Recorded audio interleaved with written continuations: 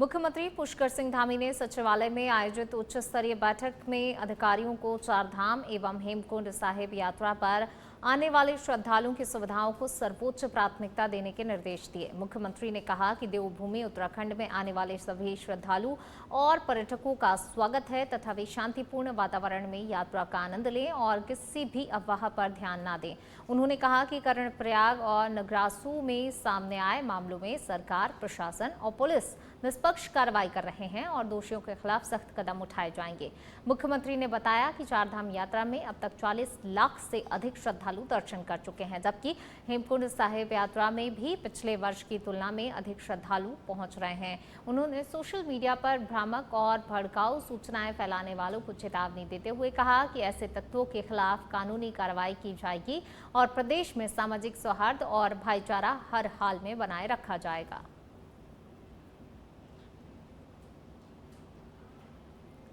कर्णप्रयाग में 16 जून को हुई घटना और उसके बाद की पुलिस कार्रवाई को लेकर दिल्ली से गुरुद्वारा प्रबंधक कमेटी का प्रतिनिधि मंडल मुख्यमंत्री पुष्कर सिंह धामी से मिला। प्रतिनिधि मंडल ने मामले की निष्पक्ष जांच और संबंधित पुलिस कर्मियों के खिलाफ कार्रवाई की मांग की। बैठक के बाद दिल्ली सिख गुरुद्वारा प्रबंधक कमेटी के अध्यक्ष हरमीत सिंह कालका ने बताया कि मुख्यमंत्री ने जांच डीआईजी यशवंत चौहान को सौंपने और 15 दिनों में रिपोर्ट प्रस्तुत करने का आश्वासन दिया है। इसके साथ ही मामले की विवेचना चमोली से हटाकर हरिद्वार पुलिस को सौंप दी गई है। मुख्यमंत्री ने प्रदेश में सौहार्द बनाए रखने और श्रद्धालुओं को किसी प्रकार की असुविधा न होने देने का भरोसा भी दिलाया है। बात रखी सीएम साहब के आगे जो 16 तारीख को हादसा वापरा है इस स्टेट के अंदर, और खास तौर पे जो चमोली डिस्ट्रिक्ट की पुलिस ने जिस तरीके से कार्रवाई की है, जिसके ऊपर बहुत सिख समुदाय के अंदर रोष है, क्योंकि आपस में अगर झगड़ा हुआ और उसके ऊपर कार्रवाई बनती है और दो गुटों के अंदर अगर कार्रवाई होनी चाहिए, मगर पुलिस ने एक साइड की बात करते हुए जिस तरीके से उन बच्चों के साथ लॉकअप के अंदर तशद्दुद किया और उन सिख बच्चों को बिना पगड़ियों के कोर्टों में पेश किया, इसमें पूरे सिख समुदाय के दिलों में रोष था।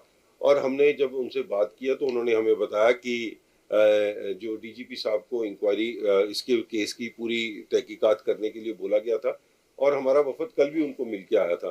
सो उन्होंने हमें आश्वासन दिलाया कि जो डीआईजी है यशवंत चौहान जी, उनको इसकी इंक्वायरी सौंप दी गई है और 15 दिन का समय जो है उनको दिया गया कि 15 दिन के अंदर अंदर इसकी इंक्वायरी कंडक्ट करके इसकी रिपोर्ट भेजी जाए और साथ में इस केस को चमोली डिस्ट्रिक्ट से हटा के, क्योंकि वहाँ के पुलिस वालों के खिलाफ जो रोष था, वहाँ से हटा के हरिद्वार एसएसपी नवनीत सिंह भुल्लर जो है उनके सुपुर्द किया गया और इसकी निष्पक्ष जांच करने की बात भी की गई है।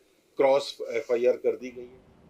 मुख्यमंत्री पुष्कर सिंह धामी ने मुख्यमंत्री आवास में भारतीय जनसंघ के संस्थापक, प्रखर राष्ट्रवादी चिंतक एवं महान शिक्षाविद डॉक्टर श्यामा प्रसाद मुखर्जी की पुण्यतिथि पर उनके चित्र पर श्रद्धा सुमन अर्पित कर भावपूर्ण श्रद्धांजलि दी। इस अवसर पर मुख्यमंत्री ने कहा कि डॉक्टर मुखर्जी का राष्ट्र की एकता, अखंडता और सांस्कृतिक राष्ट्रवाद के प्रति समर्पित जीवन हम सभी के लिए प्रेरणा स्रोत है। उन्होंने कहा कि डॉक्टर मुखर्जी ने देश हित को सर्वोपरि रखते हुए राष्ट्रीय एकीकरण के लिए महत्वपूर्ण योगदान दिया।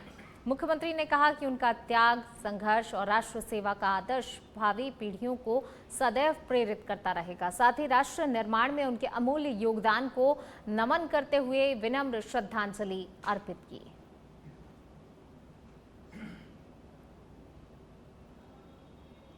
कर्णप्रयाग में स्थानीय लोगों और निहंग सिख यात्रियों के बीच हुए विवाद पर कैबिनेट मंत्री खजान दास ने चिंता जताई है। उन्होंने कहा कि उत्तराखंड देवभूमि है और इसका अस्तित्व बना रहना चाहिए।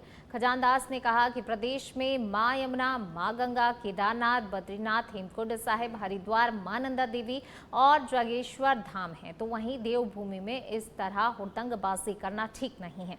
उन्होंने संबंधित लोगों से निवेदन किया है, यदि कहीं सम्मान को ठेस पहुंची है तो शासन प्रशासन के सामने अपनी बात रखें। कैबिनेट मंत्री ने आंदोलन समाप्त कर सरकार से बातचीत की अपील की। उन्होंने कहा, मुद्दों का समाधान शासन प्रशासन के माध्यम से होना चाहिए, न कि विवाद से। देवभूमि की गरिमा बनाए रखना सभी की जिम्मेदारी है। बच्चों को भावभीनी श्रद्धांजलि अर्पित करता हूं। उनके परिवारजनों को भगवान शक्ति प्रदान करे इस दुख की सहने की। ये दुखद घटनाक्रम हुआ है। और जहाँ तक आपने कहा है कि राजपुर रोड विधानसभा में भी कोचिंग सेंटर है, इसकी पूरी तरह से जांच की जाएगी। सुरक्षा को देखते हुए सुरक्षा होनी बहुत ज़रूरी है। भगवान न करे कभी इस प्रकार का हादसा हो जाए तो बड़ा दुखद होगा, चिंताजनक है। इस घटना ने हम सबके आंख कान खोल दिए हैं और हमको सतर्क रहने की भी आवश्यकता है। रुद्रप्रयाग के नगरासू गुरुद्वारे में पिछले 4 दिनों से चल रहा निहंग श्रद्धालुओं का हाई वोल्टेज ड्रामा आखिरकार समाप्त हो ही गया। गुरुद्वारे पर कब्जे को लेकर चल रहे विवाद के दौरान पत्थरबाजी जैसी घटनाएं भी सामने आई थी, जिससे कि क्षेत्र में तनाव का माहौल बना हुआ था। सोमवार को पंजाब से पहुंचे एक विशेष जत्थे ने निहंग श्रद्धालुओं और गुरुद्वारा प्रबंधन के बीच बातचीत कराई। लंबे मंथन के बाद दोनों ही पक्षों के बीच सहमति बनी और विवाद का समाधान निकाल लिया गया। समझौते के बाद निहंग श्रद्धालु गुरुद्वारे से नीचे उतर आए और शांतिपूर्वक अपने घरों के लिए रवाना हो गए, जिससे कि प्रशासन और स्थानीय लोगों ने राहत की सांस ली।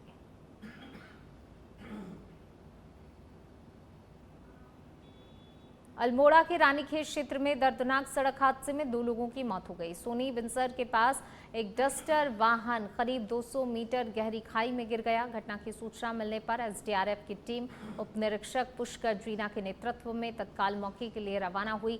घटनास्थल पर पहुंचने पर पता चला कि वाहन बीती रात दुर्घटनाग्रस्त होकर गहरी खाई में गिर गया था। वाहन में 2 लोग सवार थे, जिनकी मौके पर मौत हो गई। इसके बाद एसडीआरएफ टीम ने कठिन भूभाग विषम परिस्थितियों के बीच रेस्क्यू अभियान चलाया। टीम ने गहरी खाई में उतरकर दोनों ही शवों को बाहर निकाला और जिला पुलिस के सुपुर्द कर दिया। हादसे के कारणों की जांच की जा रही है। घटना के बाद क्षेत्र में शोक का माहौल है।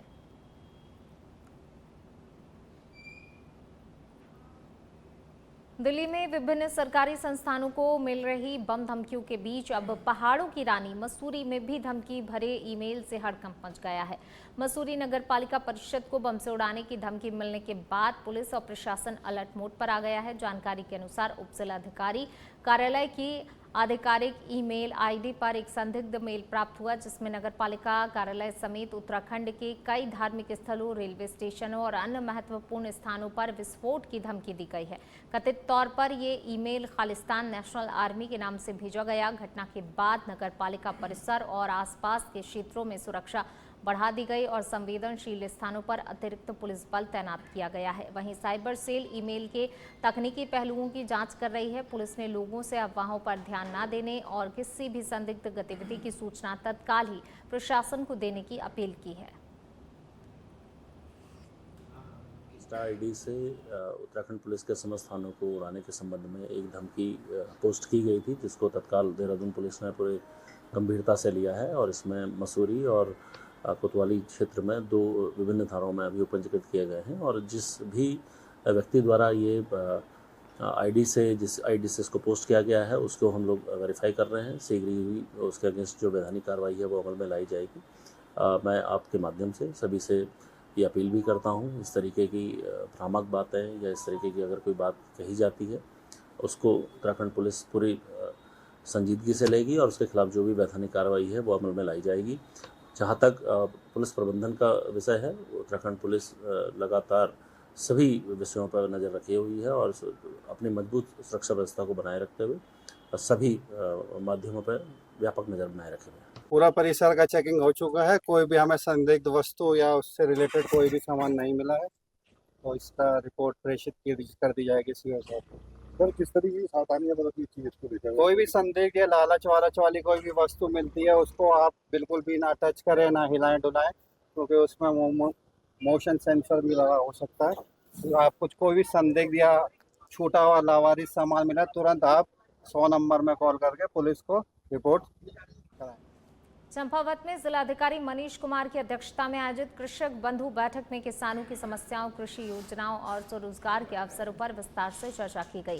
बैठक में जिलाधिकारी ने अधिकारियों को निर्देश दिए कि किसानों की शिकायतों और मांगों का प्राथमिकता के आधार पर शीघ्र निस्तारण सुनिश्चित किया जाए और सरकार की योजनाओं का लाभ प्रत्येक पात्र किसान तक पहुंचे। उन्होंने घेरबाड़, सोलर पंप, पौध वितरण, गुणवत्ता युक्त बीज और कृषि उपकरणों से संबंधित आवेदनों पर तेजी से कार्रवाई करने के निर्देश दिए। बैठक में पशुपालन विभाग को कुक्कुट पालन योजनाओं से अधिक किसानों को जोड़ने और वन विभाग को बंदरों और लंगूरों से फसलों को हो रहे नुकसान की रोकथाम के लिए प्रभावी कदम उठाने को कहा गया। किसानों ने पॉली हाउस, मत्स्य पालन तालाब, सोलर लिफ्ट और सड़क सुधार जैसी मांगे रखी। जिलाधिकारी ने संबंधित विभागों को सभी समस्याओं के त्वरित समाधान के निर्देश दिए।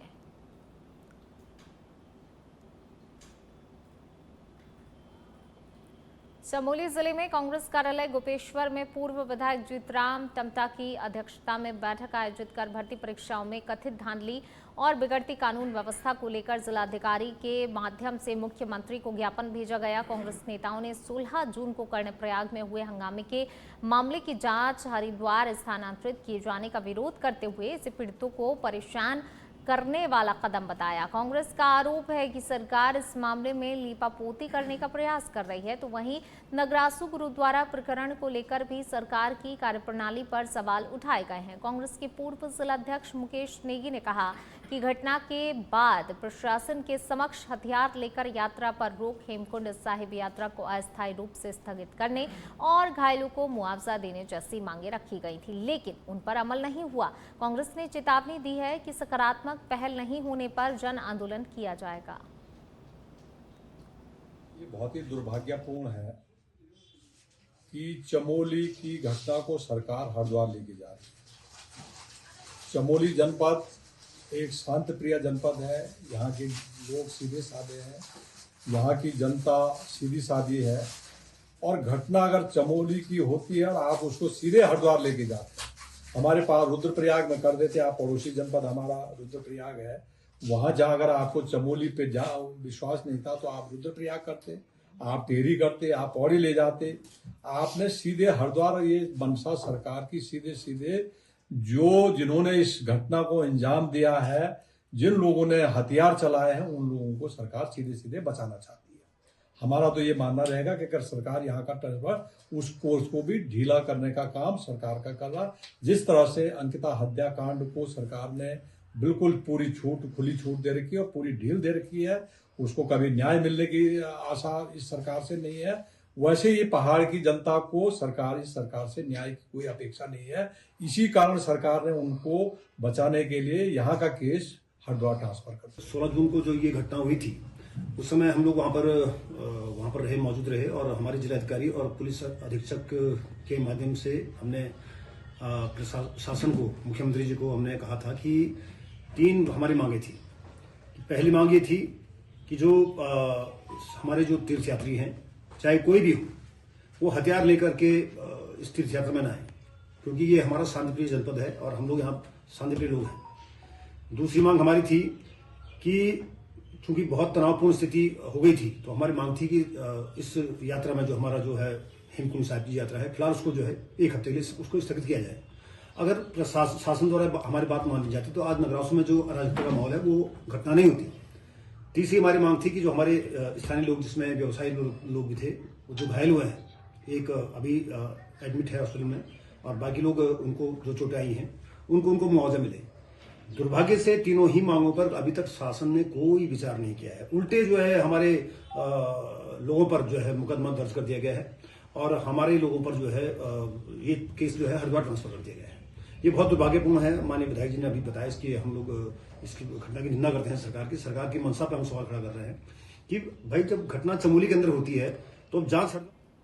देहरादून जिले के सहसपुर स्थित स्किल हब में मंगलवार को कौशल विकास एवं सेवा योजन विभाग द्वारा विकसित सेंटर ऑफ एक्सीलेंस बहुउद्देशीय हॉल और छात्रावास भवन का लोकार्पण किया गया। कार्यक्रम में मुख्य अतिथि कैबिनेट मंत्री सौरभ बहुगुणा और सहसपुर विधायक सहदेव सिंह पुंडीर मौजूद रहे। इस दौरान कौशल विकास विभाग की उपलब्धियों को भी साझा किया गया। विभाग के अनुसार सेंटर ऑफ एक्सीलेंस के माध्यम से अब तक करीब 600 युवाओं को विभिन्न क्षेत्रों में प्रशिक्षण दिया जा चुका है, जिनमें से लगभग 550 युवाओं को रोजगार से जोड़ा गया है। कार्यक्रम में प्रशिक्षण प्राप्त 51 युवाओं को विभिन्न कंपनियों के नियुक्ति पत्र वितरित किए गए हैं। वहीं विदेश रोजगार विभाग के सहयोग से जर्मनी में नौकरी हासिल करने वाली एक युवती को वर्क परमिट और वीजा सौंपा गया है। मंत्री सौरभ बहुगुणा ने कहा कि राज्य सरकार युवाओं को आधुनिक कौशल प्रशिक्षण देकर राष्ट्रीय और अंतर्राष्ट्रीय स्तर पर रोजगार के बेहतर अवसर उपलब्ध करा रही है।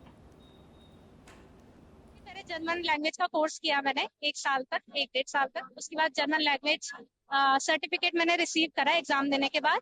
उसके बाद इंटरव्यूज दिए जर्मन हॉस्पिटल के लिए, और हॉस्पिटल से जब मेरा ऑफर लेटर आया उसके बाद हमारी जो रिकॉग्निशन होता है लाइसेंस का, जो यहाँ इंडियन लाइसेंस का, वह जर्मनी में रिकॉग्निशन होता है, वो रिसीव करने के बाद वीजा के लिए अप्लाई किया। और उसके बाद मैं हम्बुर्ग में एक सिटी है जर्मनी में, वहाँ एक टीचिंग हॉस्पिटल में काम करने के लिए जा रही हूँ।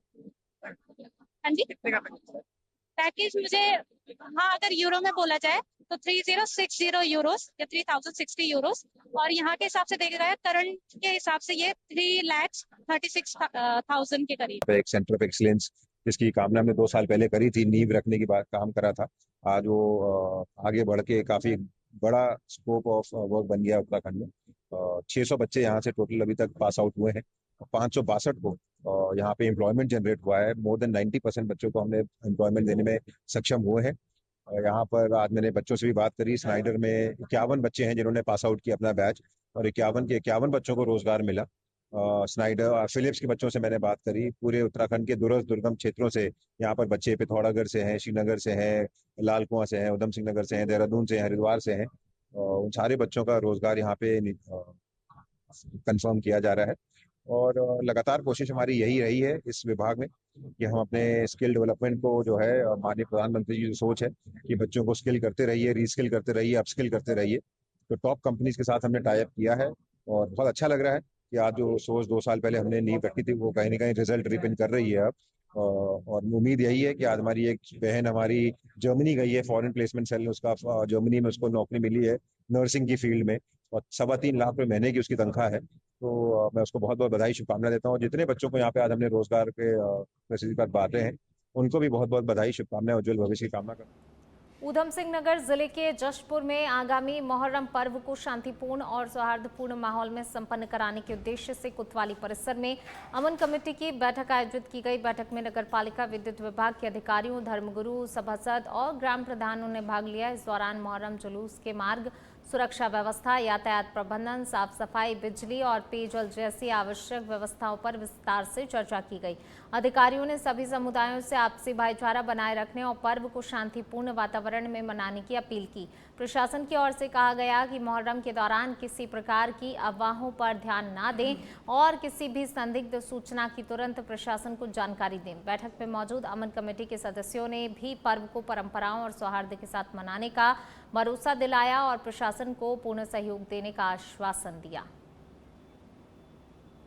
शांति की बैठक हर साल हर त्योहार से पहले पुलिस विभाग द्वारा कराई जाती है, तो आज भी पुलिस विभाग ने अपनी बातें रखी और हमारे जो गणमान्य व्यक्ति सर्व समाज के यहाँ पर उपस्थित थे, उन सब ने यही रखा कि त्यौहार सभी लोगों का है और शांति प्रिय तरीके से हमारा ये त्यौहार मनाया जाए।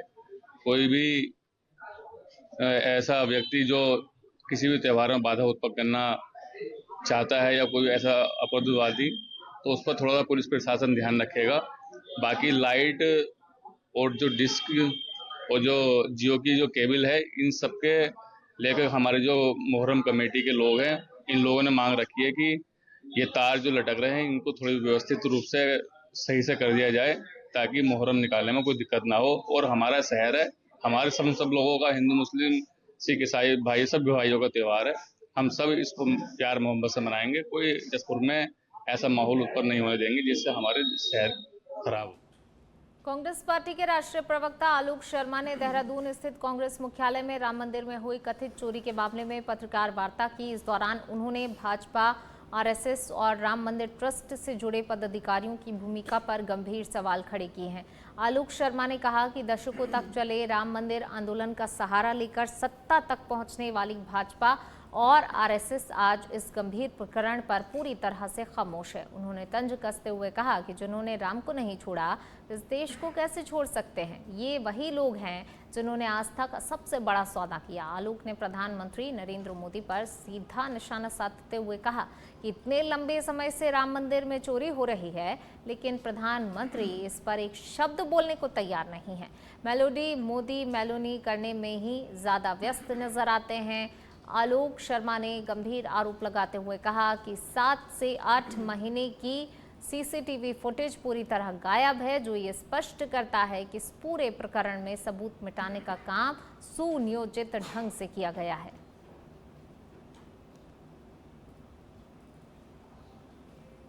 भाजपा मुख्यालय में आज डॉक्टर श्यामा प्रसाद मुखर्जी के बलिदान दिवस पर श्रद्धांजलि व विचार गोष्ठी आयोजित की गई। भाजपा कार्यकर्ताओं ने पुष्पांजलि अर्पित कर उनके बलिदान को याद किया। इस दौरान भाजपा प्रदेश अध्यक्ष व राज्यसभा सांसद महेंद्र भट्ट ने कहा, डॉक्टर मुखर्जी वैचारिक पुरुष थे। अध्यक्ष ने बताया कि 23 जून 1953 को कश्मीर की अखंडता के लिए कुर्बानी दी, जिसके चलते हर साल उनके विचारों को कार्यकर्ताओं तक पहुंचाया गया। भट्ट ने बताया कि 23 जून से 6 जुलाई तक डॉक्टर श्यामा प्रसाद मुखर्जी स्मृति बूथ पर पुष्पांजलि अर्पित की जाएगी और हर कार्यक्रम में डॉक्टर मुखर्जी का चित्र रहेगा। इसके साथ ही उनकी स्मृति में वृक्षारोपण और जिला स्तरीय गोष्ठियां भी होंगी, जिसके लिए जिलों की तिथियां तय हो चुकी हैं। महेंद्र भट्ट ने बताया कि इस बार 6 जुलाई को डॉक्टर मुखर्जी की 125वीं जयंती भव्य रूप से मनाई जाएगी, जिसके लिए पार्टी ने कार्यक्रमों की श्रृंखला तैयार की है। श्यामा प्रसाद मुखर्जी हमारे वैचारिक पुरुष हैं। 23 जून 1953 में कश्मीर की अखंडता के लिए उन्होंने कुर्बानी दी है। तब से हर वर्ष लगातार हम लोग उनके विचारों को लेकर कार्यकर्ताओं के बीच में जाते हैं और इस बार 23 जून से 6 जुलाई तक डॉक्टर श्यामा प्रसाद मुखर्जी स्मृति बूथ पर डॉक्टर मुखर्जी जी को पुष्पांजलि अर्पित की जाएगी। हमारे हर कार्यक्रम में डॉक्टर साहब का चित्र होगा। डॉक्टर साहब की स्मृति में वृक्षारोपण भी होंगे और जिला स्तरीय बड़ी गोष्ठियां भी होंगी प्रत्येक जिलों के अंदर।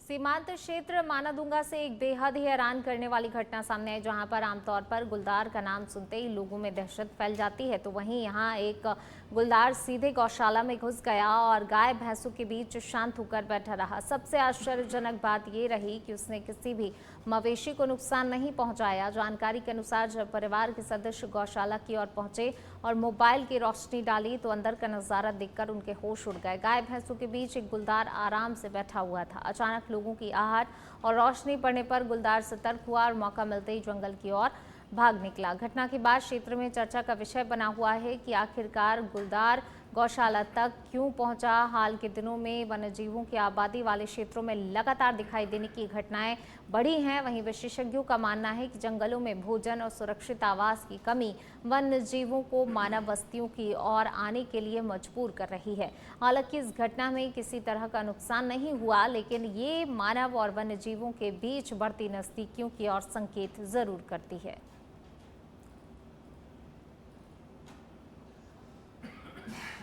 देश के छात्र और युवा आज अनेक गंभीर चुनौतियों का सामना कर रहे हैं। प्रश्न पत्र लीक होने की घटनाएं, परीक्षाओं का रद्द होना, भर्ती प्रक्रियाओं में देरी, बढ़ती हुई बेरोजगारी और शिक्षा व्यवस्था की खामियां युवाओं के भविष्य पर प्रतिकूल प्रभाव डाल रही हैं। इन ज्वलंत मुद्दों को प्रमुखता से उठाने और युवाओं की आवाज को मजबूरी देने के उद्देश्य से जिला कांग्रेस कमेटी चंपावत ने प्रेस वार्ता आयोजित की। तो वहीं प्रेस वार्ता में कांग्रेस जिला अध्यक्ष चिराग पटियाल ने कहा कि देश का युवा आज अपने भविष्य को लेकर चिंतित है। एक और प्रतियोगी परीक्षाओं के प्रभाव बार बार लीक हो रहे हैं, तो दूसरी ओर भर्ती प्रक्रियाओं में लगातार देरी से लाखों युवाओं के सपने भी कहीं ना कहीं टूटते जा रहे हैं। उन्होंने कहा, सरकार युवाओं को रोजगार देने और शिक्षा व्यवस्था को मजबूत करने में पूरी तरह से विफल साबित हुई है।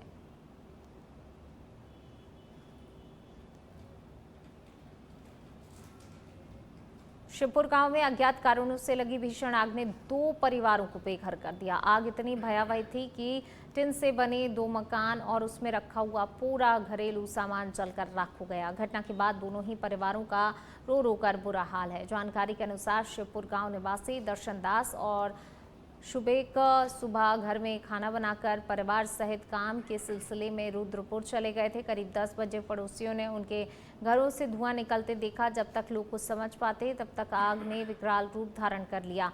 इसी दौरान घर में रखा गैस सिलेंडर फट गया, जिसकी तेज आवाज़ दूर दूर तक सुनाई दी। धमाके की आवाज़ सुनकर आसपास के ग्रामीण मौके पर पहुंचे और आग बुझाने का प्रयास किया, लेकिन तब तक दोनों घरों में रखा सारा सामान जलकर नष्ट हो चुका था। आग की इस घटना में दोनों ही परिवारों का कपड़े, बर्तन, अनाज, फर्नीचर, अन्य जरूरी सामान पूरी तरह से जलकर खाक हो गया। घटना के बाद पीड़ित परिवारों का बुरा हाल है। फिलहाल आग लगने के कारणों का पता नहीं चल पाया है। वहीं ग्रामीणों ने प्रशासन से पीड़ित परिवारों को आर्थिक सहायता उपलब्ध कराने की मांग की है।